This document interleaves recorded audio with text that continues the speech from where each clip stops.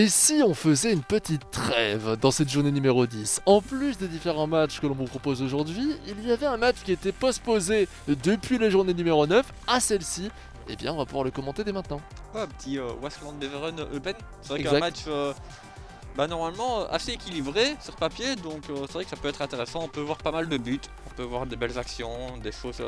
Un match peut-être un peu moins fermé que des matchs haut de classement, donc ça peut être intéressant. Effectivement, je pense pas que ce sera un match qui va jouer par rapport au top 8. Je pense que ces deux joueurs ne l'attendront probablement pas.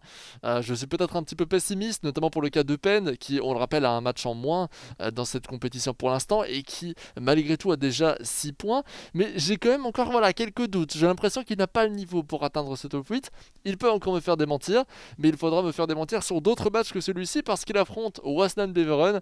Waasland Beveren qui a d'énormes complications et qui, pour moi, pour l'instant mérite son statut de avant lanterne rouge, si je Oui, peux c'est l'appeler ça. comme En ça. fait, de manière générale, comme tu l'as dit, Eupen, normalement, le top 8 pour lui, ça risque d'être très très compliqué. Mais si il garde un petit espoir, ça doit passer notamment par une victoire contre Waasland Beveren aujourd'hui. Donc, s'il n'arrive pas à aller chercher les 3 points, je pense que voilà, on pourra l'oublier pour le top 8. Oui, c'est ça. Surtout que là, c'est Waasland Beveren. Tous les joueurs de ce top 8 gagnent contre lui. Le seul qui n'a pas gagné, c'est le leader. Imaginez-vous, c'est incroyable.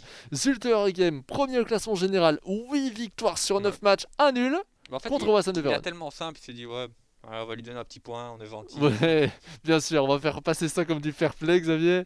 Incroyable. N'empêche que, factuellement, effectivement, perdre contre Waasland Beveren, ce serait très très très très mauvais. Un nul également, si on veut en tout cas espérer le top 8. Sinon, effectivement, si on vise le milieu de classement général, on sait qu'ils sont 5 joueurs vraiment qui sont un peu, comment pourrait-on l'expliquer, en retard par rapport au reste. Pour vous signaler un petit peu la situation, par exemple, à l'issue de cette journée précédente, donc à l'issue de la 9e journée, sans prendre en compte encore les résultats précédents, Eupen était 14e avec 6 points, Malines est 13e avec 10 points. Il y a 4 points entre les deux. Et ensuite, on voit le Cercle de Bruges avec 5, Berscott 3, Beveren 1 et Ostend 0. Ces 5 équipes sont vraiment, on pourrait le dire, allez, les gros points d'interrogation. On se dit normalement ils ne devraient pas arriver au top 8. Ils vont peut-être pouvoir se battre néanmoins pour faire partie du top 10, top 12. Et néanmoins, on peut encore se dire que du côté d'Eupen, avec 6 points, Cercle de Bruges avec 5 points, sachant que le top 8 était à l'issue de la 9e journée à 16 points. Imaginez, c'est Ouais, en fait, beaucoup. Hein. ça dépend s'ils arrivent à justement battre leurs adversaires directement, tu sais, raccrocher un petit peu, remonter petit à petit. Après, il faut faire beaucoup de performances et beaucoup de gros matchs pour espérer, mais en soi, mathématiquement, c'est toujours possible. Euh, mais quand on voit que des équipes comme Malines qui est, on le rappelle, à 10 points pour l'instant, avait déjà du mal à battre un Berscott qui est pourtant 16e au classement général, lorsqu'on voit que justement cette équipe d'Eupen a quelques difficultés lorsqu'on vient dans des matchs importants. Moi, j'ai quelques doutes, hein, vraiment. Le Cercle de Bruges, pour moi, c'est la meilleure carte à jouer dans cette dans ces 5 derniers joueurs. C'est le seul où j'ai encore peut-être un petit Ouais. espoir. Son nul contre Anderlecht, qui est pourtant en bonne Ouais. forme, je trouve, Après, ici, en témoigne. typiquement, quand on voit Eupen, s'il gagne son match de retard, il aura que 1 point de retard par rapport à Malines. C'est pas très très loin. C'est qu'ici, on le voit avec seulement 6 points, mais il faut se dire qu'il a un match de moins avec Malines C'est également, vrai. contre justement Waasland Beveren, qui normalement devrait être à sa portée. Très très bonne remarque, hein, effectivement. Surtout que l'autre match que l'on va pouvoir commenter par rapport à Eupen, c'est face à Ostende.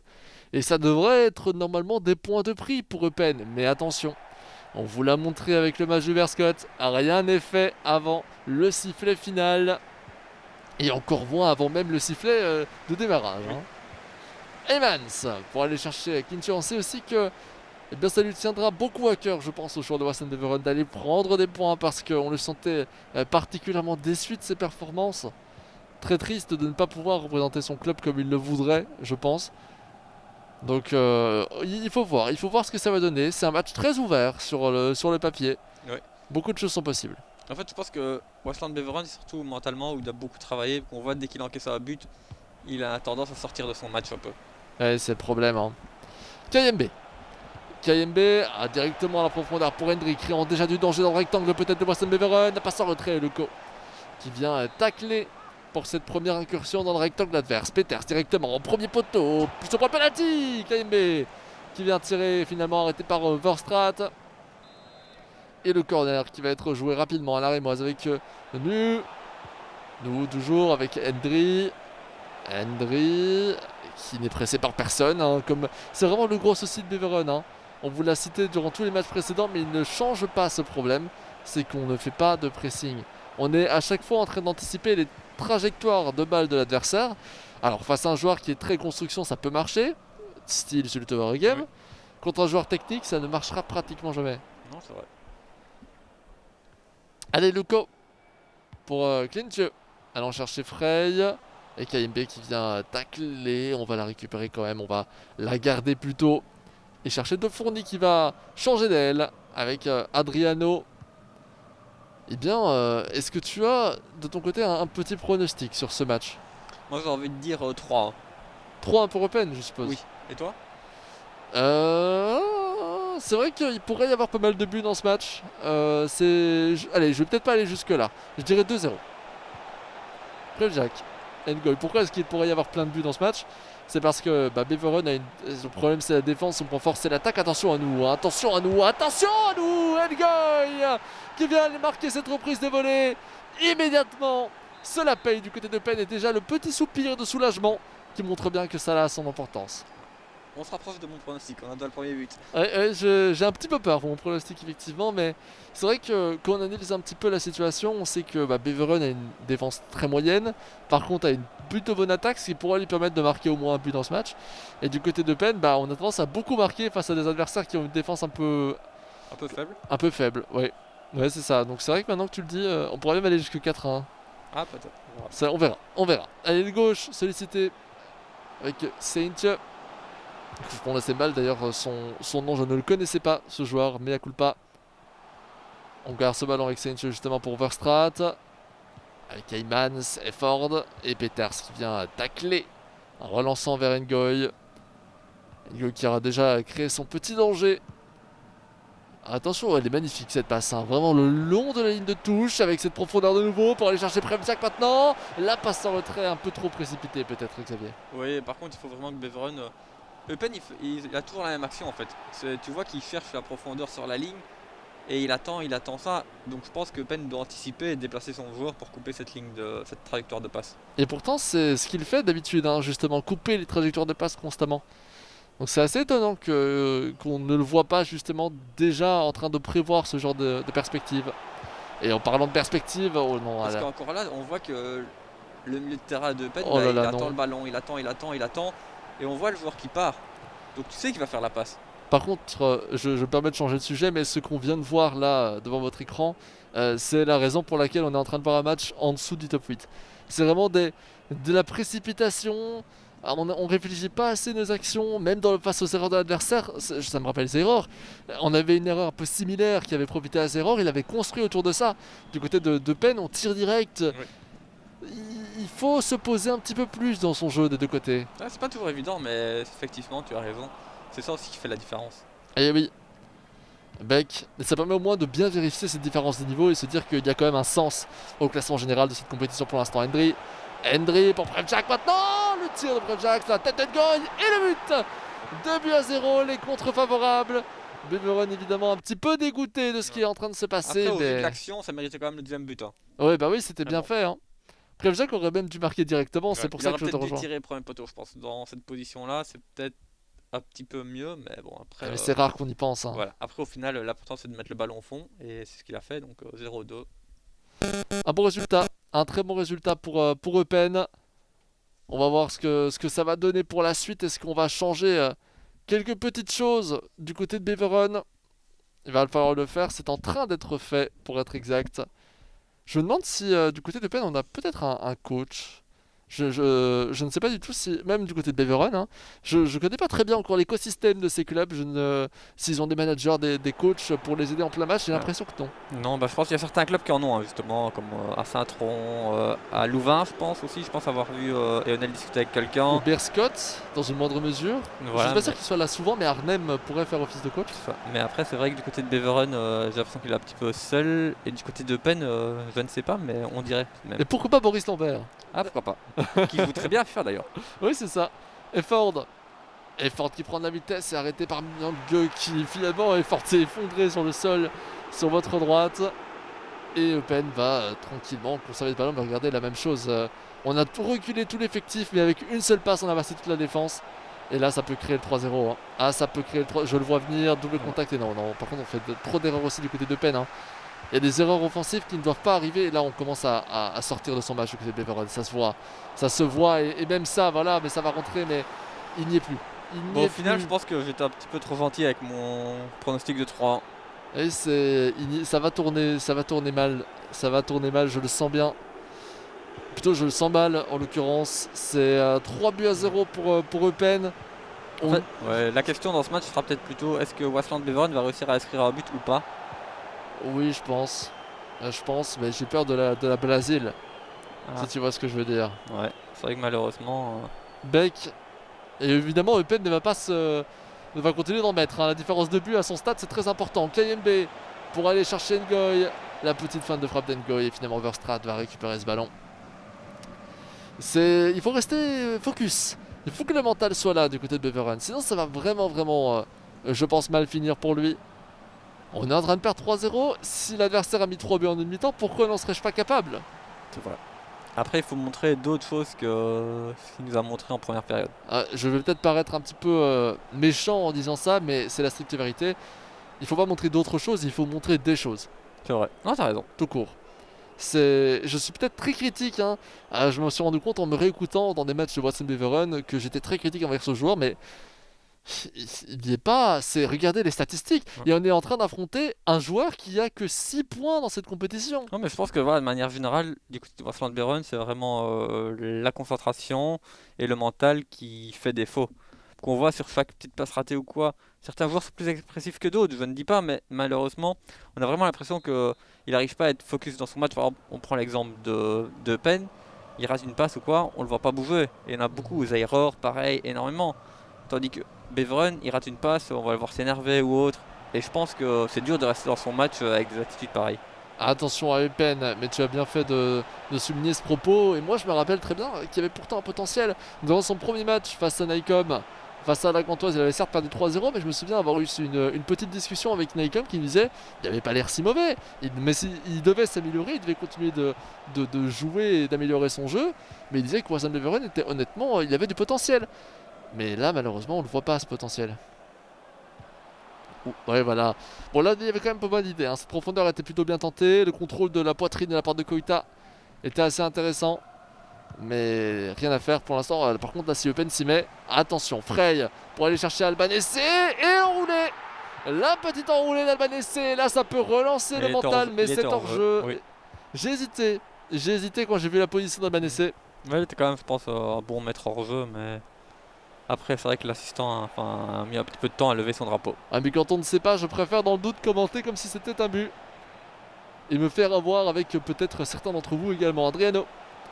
Bon, nous maintenant, on revient vers Adriano. Dans l'axe peut-être qu'on va pouvoir rechercher une profondeur. Le problème d'un joueur qui coupe les trajectoires de passe, c'est qu'on coupe l'accès direct. Hein. On ne coupe pas spécialement les profondeurs. Ngoy. Et décidément, ce qui est encore plus fou, c'est que eh ben, ça aurait pu être beaucoup plus grand comme score. Ouais, c'est vrai. C'est vrai que pour moi, c'est 0-3, mais ça aurait pu être 0-4 à l'instant. Ah oui, non, mais c'est assez extraordinaire. Je pense qu'on est à plus de 10 tirs du côté d'Eupen et c'est extrêmement rare d'avoir plus de 10 tirs pour un joueur dans cette compétition. Je me retrouve un peu dans une situation de type FIFA 19. Je sais pas si t'as les mêmes vibes que moi. Pas vraiment, mais voilà, de manière générale, on s'attendait quand même à un match assez ouvert. Normalement plutôt équilibré sur papier, même s'il y avait un avantage pour Eupen, mais je pensais pas qu'il y aura un tel déséquilibre en fait entre les deux équipes. Ouais, moi non plus.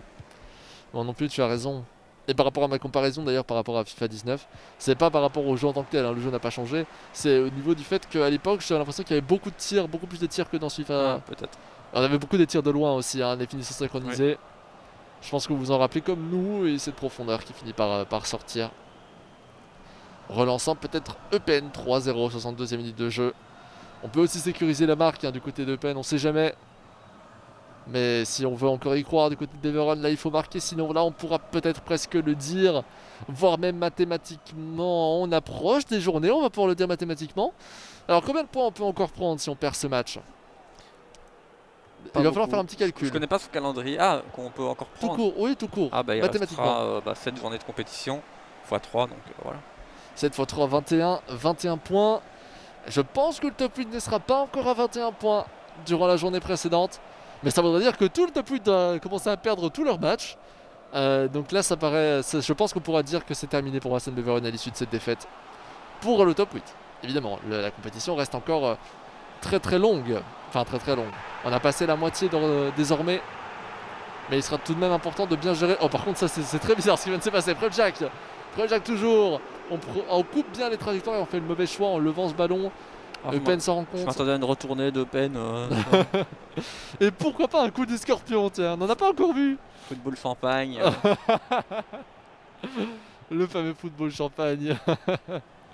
Et la récupération de Leco pour Heymans. Frey. La profondeur, arrêté par Adriano avec Myang Peters. Et peut-être une profondeur aussi à gauche, regardez, il est bien parti là avec nous. Et Ngoy, oh, j'ai vraiment l'impression qu'il y a des phases un petit peu brouillonnes comme ça entre un défenseur et un attaquant eupénois. C'est dangereux, et la même chose, identiquement la même chose, c'est levé de ballon. Peters avec KMB, on va chercher Prevjak. Et là malheureusement tenté une croqueta mais qui a été interceptée en avance par Leco. El Banessé, Myang, et ça va être récupéré. Tu penses que, petite anecdote, mais est-ce que tu penses qu'il y a des joueurs dans cette compétition qui, au vrai football, seraient capables de reproduire certains gestes techniques ici? Je pense que certains, oui. Moi, j'ai Zakaria Bentato, je sais qu'il est très très bon déjà au football de base, mais est-ce qu'il y a des joueurs comme ça dont tu as déjà entendu parler qui étaient bons au foot, pour l'anecdote? De manière générale, non. Bah, du moins dans cette année, je ne pense pas. Après les années précédentes, oui. Mais Les années précédentes, il y avait qui? bah, il y avait par exemple, je pense, Kevin du côté de Stant, il jouait au foot également. Je pense le représentant de Waasland Beveren également aussi la saison dernière. C'est possible. Ah oui, bah oui, tout à fait. Et C'est dans l'équipe jeune.